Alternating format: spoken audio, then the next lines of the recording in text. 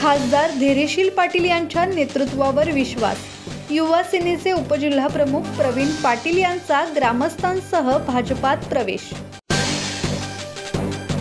पेनमध्ये भारतीय जनता पार्टीची ताकद वाढत चालली असून अन्य पक्षातील कार्यकर्ते मोठ्या संख्येने पक्षात जाहीर प्रवेश करत आहेत।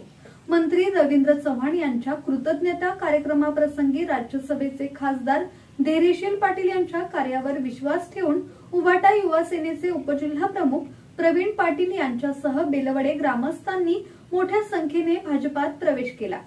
यावेळी मंत्री रवींद्र चव्हाण, खासदार धैर्यशील पाटील, आमदार रवींद्र पाटील, पनवेलचे आमदार प्रशांत ठाकूर यांच्या उपस्थितीत आणि जिल्हा उपाध्यक्ष वैकुंठ पाटील, उपाध्यक्ष मंगेश दळवी, सरपंच हरेश पाटील यांच्या नेतृत्वाखाली सर्व प्रवेशकर्त्यांचे भाजपात स्वागत करण्यात आले।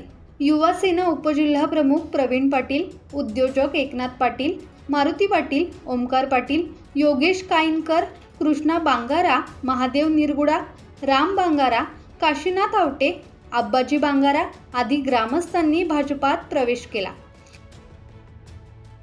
किरण बांधणकर, संवाद मराठी लाईव्ह, पेन।